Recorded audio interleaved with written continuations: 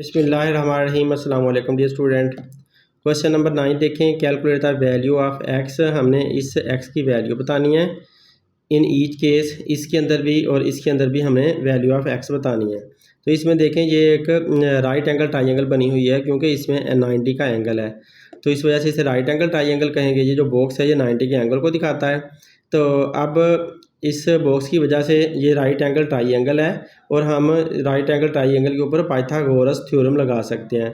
तो Pythagoras theorem लगाकर हमें ये दो साइड्स दी हुई हैं, तो तीसरी साइड हम आसानी से मालूम कर लेंगे। इसी तरह इस इक्वेशन को, इस ट्राइंगल को भी ऐसे ही सॉल्व करना है। तो हल करते हैं इसको।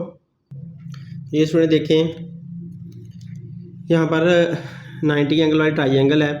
अब जब ये 90 का एंगल है तो ये हाइपोटेन्यूज है, सामने वाली साइड हाइपोटेन्यूज होती है।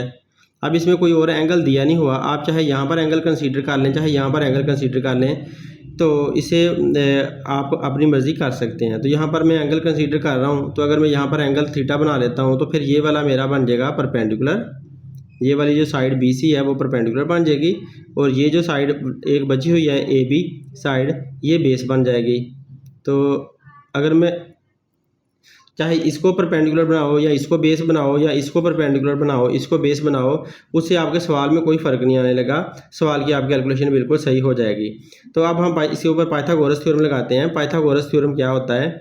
वो ये कहता है कि जब हाइपोटेन्यूज 90 की राइट एंगल ट्राइंगल का आपके पास हाइपोटेन्यूज हो, तो हाइपोटेन्यूज का अगर आप स्क्वायर लेते हो ना, हाइपोटेन्यूज का स्क्वायर, तो वो इन दोनों के स्क्वायर के बराबर होता है। बेस का स्क्वायर प्लस परपेंडिकुलर का स्क्वायर, वो बेस के स्क्वायर के और प्लस परपेंडिकुलर के स्क्वायर के बराबर होता है। तो ये दोनों आपस में, दोनों साइड्स आपस में बराबर बराबर आती हैं, तो इसे पाइथागोरस थ्योरम कहा जाता है। तो लिहाजा हमने ये लगा लिया फार्मूला इसका। अब हम वैल्यू पुट कर देते हैं। हाइपोटेन्यूज की वैल्यू 20 है, तो लिहाजा हम h की जगह पर 20 लिख देते हैं। तो यहाँ पर मैंने 20 लिख दिया क्योंकि इसका स्क्वायर है, तो इसलिए ऊपर स्क्वायर डाल दिया। बेस हमारे पास 12 है, तो 12 का स्क्वायर लिख देते हैं। परपेंडिकुलर क्या है? वो x है जिसे मालूम करना है, तो x का भी इसी तरह स्क्वायर लिख देते हैं क्योंकि ऊपर स्क्वायर दिए हुए हैं। अब 20 का स्क्वायर हमने फाइंड करना है, तो 20 का स्क्वायर क्या होता है? 20 मल्टीप्लाई बाय 20 हमने करना है, 20 को मल्टीप्लाई बाय 20 करना है। तो ज़ीरो, दोनों ज़ीरो ऐसे ही आ जाएंगी, ये वाली और ये वाली, 2 2 ज़ार 4, तो 400 इसका आंसर आ जाएगा। आप लोग कैलकुलेटर से मल्टीप्लाई करके देख लेना, तो इस तरह से 400 इसका आंसर आता है। और 12 का स्क्वायर जब निकालते हो तो 12 मल्टीप्लाई बाय 12 होता है, तो जब 12 को मल्टीप्लाई बाय 12 करते हो तो आपके पास आंसर क्या आना है? 144। तो इसको 144 मैंने लिख दिया और x का स्क्वायर ऐसे ही रहा। अब क्योंकि हमने x के स्क्वायर की वैल्यू फाइंड करनी है, तो इस वजह से आप ऐसा करोगे कि इसको उठाकर इधर ले जाओगे, तो 400 ये प्लस का है, इस तरफ आकर माइनस का हो जाएगा 144। इधर प्लस का था तो यहाँ पर आकर माइनस का बन गया, इधर अकेला x स्क्वायर रह गया। अब 400 में से 144 आपने माइनस करना है, तो आप 400 में से इसको 144 को माइनस कर लें। आंसर क्या आएगा? 10 में से 4 निकाला 6, यहाँ पर 9 बचेगा क्योंकि इधर से कैरी लिया था, तो यहाँ पर 10 बना, यहाँ पे 10 बना, तो 10 में से 4 निकाला 6 आया। यहाँ पर जब कट जाएगा 10 से कैरी ले लेंगे तो 9 रह जाएगा, तो 9 में से 4 निकालेंगे तो बाकी कितना बचेगा? 5, और 3 में से 1 निकाला 2, तो 256 आंसर इसका आता है। 256 आंसर आ गया हमारा x स्क्वायर का। अब हमें तो सिर्फ x अकेला चाहिए था, इस वजह से आप ऐसा करोगे कि दोनों तरफ इसका स्क्वायर रूट ले लोगे। स्क्वायर रूट स्क्वायर का उल्टा होता है, तो इसलिए स्क्वायर रूट के साथ काट जाता है। तो लिहाजा 256 का आप अगर कैलकुलेटर से स्क्वायर रूट लेते हो तो आपके पास इसका आंसर आ जाएगा। तो डियर स्टूडेंट देखें, आपने स्क्वायर रूट को प्रेस करना है और 256 लिख देना है। इक्वल प्रेस करोगे तो 16 हमारे पास आंसर आ जाएगा। ये जो 16 आंसर आएगा ये प्लस माइनस में आपके पास आंसर आएगा, लेकिन आप लोगों ने प्लस में ही आंसर लेना है। और क्योंकि हमारी वैल्यू सेंटीमीटर में थी तो लिहाजा 16 के साथ आप सेंटीमीटर का साइन भी लगाओगे। तो यूँ हमारा जो क्वेश्चन सॉल्व हो गया ये पार्ट। नेक्स्ट पार्ट देखते हैं। ये स्टूडेंट देखें, ये मैंने नेक्स्ट पार्ट की शेप ड्रा कर ली है। इस शेप को अगर आप ध्यान से समझते हो तो इसमें हमें ये एक 90 की ट्राइंगल दी हुई है, इस तरह एक इस तरफ भी 90 की ट्राइंगल बन जाएगी, एक इस तरह बन गई। और इसमें ये हमें बता रहा है कि मेजरमेंट ए बी, मतलब ये जो ए बी की मेजरमेंट है यहाँ से लेकर यहाँ तक जो इसकी पैमाइश है, इज इक्वल टू वो बराबर है मेजरमेंट बी सी की जो पैमाइश है उसके साथ।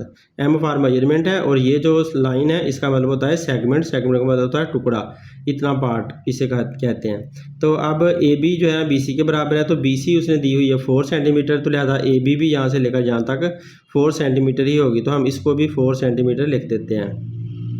अब हमने क्योंकि ये एक्स फाइंड करना है, एक साइड हमें ये दी हुई है, ये साइड भी नहीं दी हुई और ये भी नहीं दी हुई, तो इसलिए हमें पहले ये मालूम करनी होगी। तो इसको मालूम करने के लिए क्या करेंगे, हम इस ट्राइंगल की हेल्प लेंगे।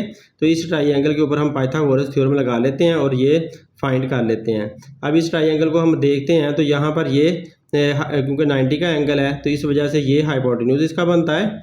और इस तरह से अगर आप यहाँ पर एंगल थीटा बना लेते हो अपनी मर्ज़ी से, तो फिर ये वाला परपेंडिकुलर बन जाता है, और ये नीचे वाला ये जो बचा हुआ है इसको आप बेस का नाम दे दो, तो ये इसका बेस बन जाता है। तो इस तरह से इस 90 की ट्राइंगल के ऊपर पाइथागोरस थ्योरम हम लगा लेते हैं।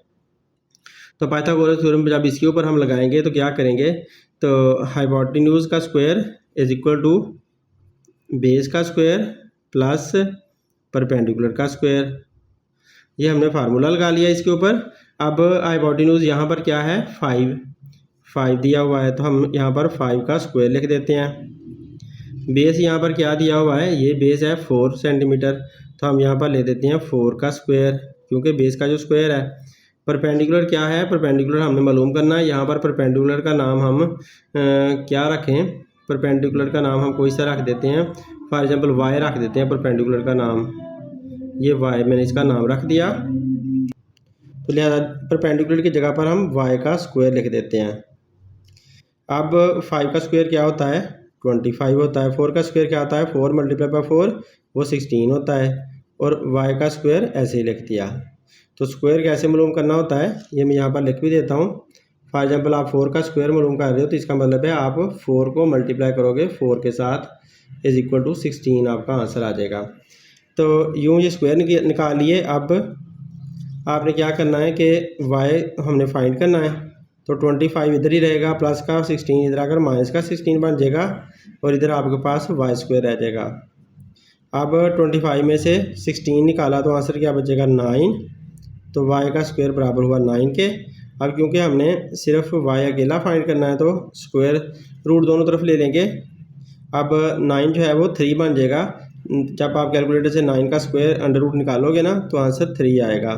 3 सेंटीमीटर इसका हमारे पास आंसर आ जाएगा, और वाई हमारे पास ये इसको काट कर अकेला वाई बच जाएगा। तो ये हमारे पास आंसर आ गया वाई का।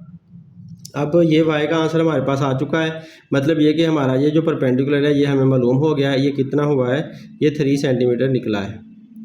तो इसकी वैल्यू भी हमने निकाल ली। अब देखें ये भी है, तो अब इसकी मदद से हम ये मालूम कर सकते हैं। तो अब हम ये वाले ट्राइंगल को फाइंड करते हैं। तो इसका ये परपेंडिकुलर बना, मतलब यहाँ पर एंगल थीटा है तो ये परपेंडिकुलर हुआ, और ये इसकी जो है ना बेस बन जाएगी यहाँ से यहाँ तक, इसको बेस कह देते हैं। अब इसके ऊपर पाइथागोरस थ्योरम लगाएं और इसको भी फाइंड कर लें। पाइथागोरस थ्योरम लगाते हैं, हाइपोटेन्यूज का square is equal to base का स्क्वायर प्लस परपेंडिकुलर का स्क्वायर। हाइपोटेन्यूज इसका क्या है, ये 90 का एंगल है तो ये इसका हाइपोटेन्यूज बनता है, सामने वाला 90 के हाइपोटेन्यूज होता है। तो एक्स का स्क्वायर इज इक्वल टू, क्योंकि हाइपोटेन्यूज एक्स है, इज इक्वल टू बेस यहाँ पर क्या है 4 का स्क्वायर, परपेंडिकुलर क्या है जो अभी हमने निकाला था 3 का स्क्वायर आ गया। अब एक्स का स्क्वायर तो ऐसे ही रहेगा, 4 का स्क्वायर 16 बन जाएगा, और 3 का स्क्वायर 9 आ जाएगा, और इधर से एक्स का स्क्वायर ऐसे ही रहा, 16 प्लस 9 25, ये 25 हमारे पास आंसर आ जाएगा। अब हमने एक्स अकेला फाइंड करना है, तो दोनों तरफ आप अंडर रूट ले लोगे, इधर भी अंडर रूट ले लिया, तो आंसर क्या आया, जब एक्स का स्क्वायर अंडर रूट के साथ कट जाएगा, एक्स अकेला बचा, 5 का जब अंडर रूट लेते हो ना कैलकुलेटर आपको 5 आंसर दे देगा। तो 5 सेंटीमीटर हमारा आंसर है, प्लस वाला आंसर चाहिए हमें, तो 5 सेंटीमीटर इसका आंसर है। तो x is equal to 5 centimetre, यूँ हमारा क्वेश्चन सॉल्व हो गया। ये स्टूडेंट, उम्मीद है आप लोग को वीडियो पसंद आएगी। अगर पसंद आती है तो लाजमी अपने दोस्तों से शेयर करें ताकि उनका भी भला हो सके। अपना ख्याल रखें। Thanks for watching. अल्लाह हाफिज़।